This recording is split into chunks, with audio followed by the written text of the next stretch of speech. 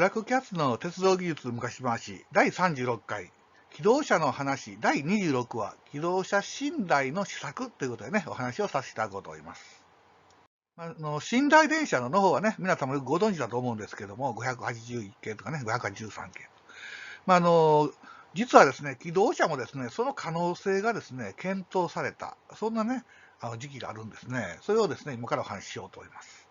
国鉄型を代表する電車としてね、寝台電車として、583系というのをね、ご存知の方も多いと思います。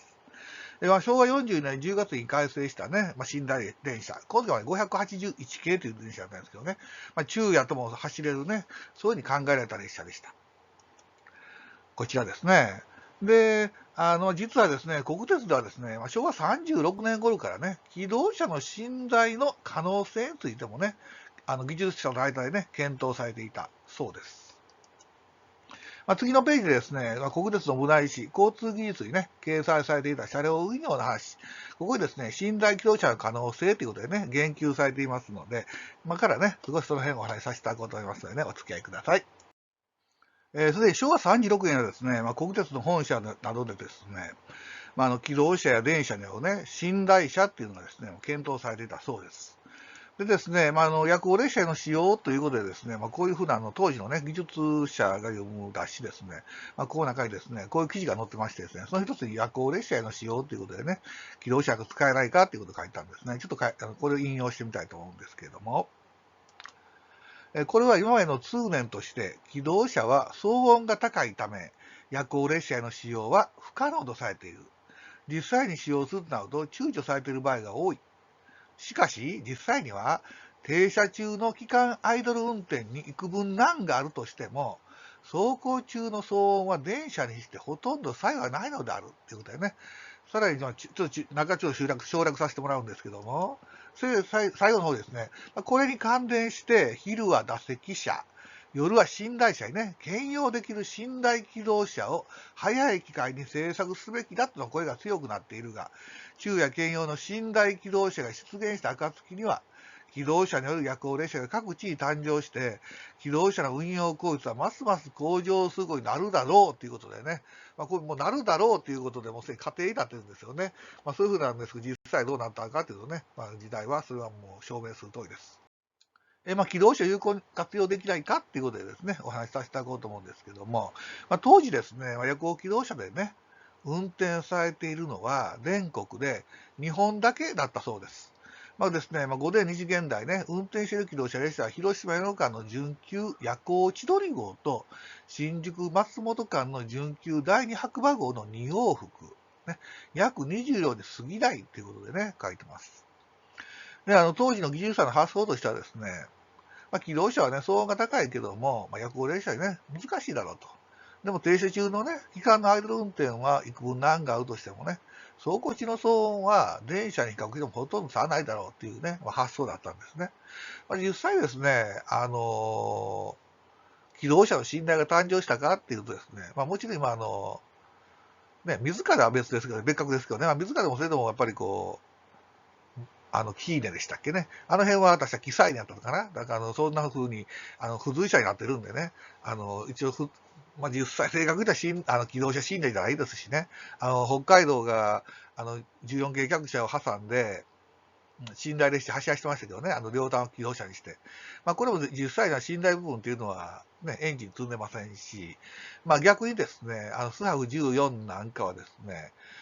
キハフ14なんてね、鉄道離れで言われたようにですね、結構騒音がうるさかったんじゃないかなと思います。それでですね、実は夜行千鳥の方のね、時刻をですね、ちょっとこれ、当時の時刻表からですね、拾ってみました。ちょっとびっくりしたらね、名前が本当に夜行千鳥だったんでね、これちょっと自分びっくりしたんですけども、このようにですね、広島と、米子からですね、ほぼほぼやった10時か12時ぐらいですね、出発して、だいたい次の日のね、翌朝6時とか、広島5時より早いですけどね、到着するっていうダイヤでですね、走ってました。これですね、見て分けていただけると思うんですけれども、木杉とか備後市内ということでね、木杉線、それで芸備線をね、経由して、走っているね、列車だったんで、今ね、本当に芸備線なんか悲惨ですけどね、当時は本当に引用連絡のね、木杉線も含めて、重要なルートだったわけですよね。こう当時の多分ヘッドマークだと思うんですけど、ヘッドマークをね、ちょっとこう、画像ありましたんでね、私の方でちょっとイラストを作ってみました。気動車をね、乗り心地を良くした信頼が可能なのかということでですね、実はここに書いてますけども、例日のようにね、停車中は騒音や振動に難があるが、走行中はね、電車とさほど変わらないとしてね、可能性に言及していました。で、もちろんこれはですね、技術者をね、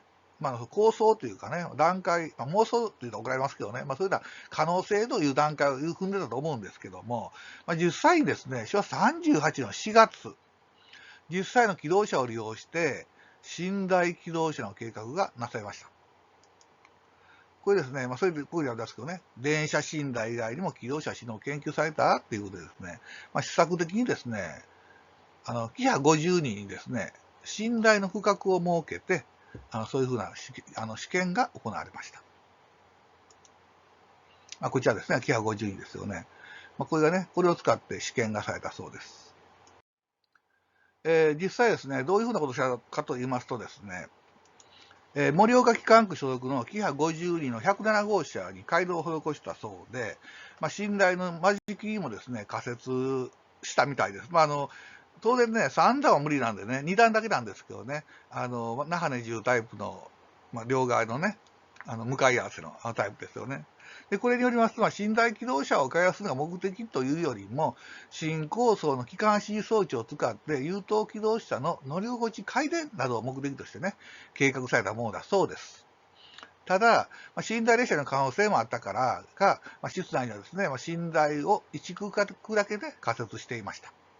なお、改良された当該車両とですね、一般車両を連結してですね、乗り心地や振動などをね、比較するとされていましたということでですね、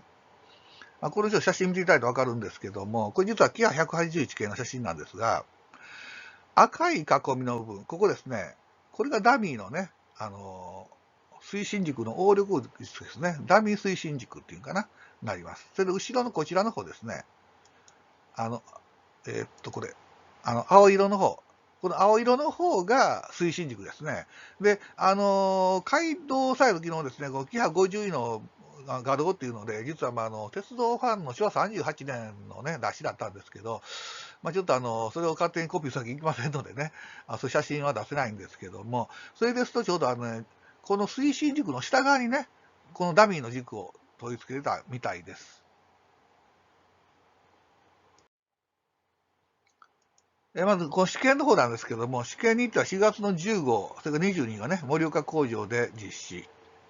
で、走行試験に関してはですね、16、17、それから23のね、3日間で、橋場線、現在は忠子線ですね、盛岡から雫石の間でね、運転されたというふうに記録が残っています。こちらがですね、ちょっとイラスト、あんまり要素はイラストじゃないですけども、こういうのは仮設のね、寝台の区画が設けられましたよっていうことのね、イラストをちょっと作ってみました。こういう感じですね。こういうふうなね、ちょっとわざわざ信頼区画まで作ってみたんですけどね、結果は押して測るべしだっただろうなと思います。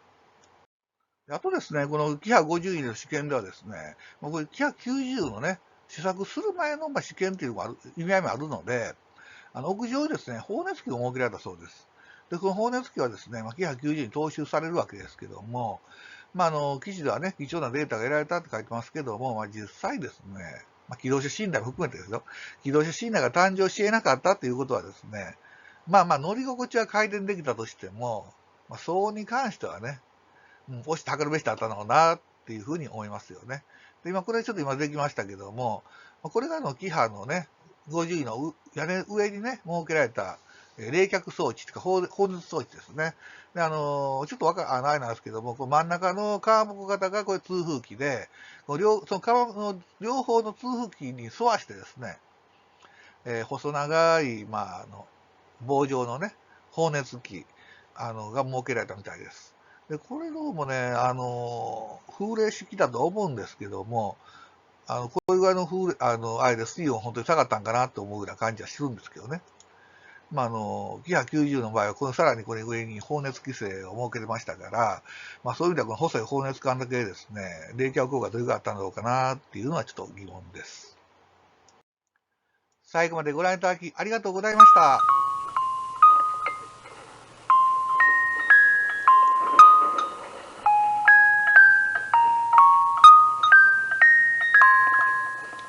回はジョイフルトレイン誕生のお話をさせていただきます。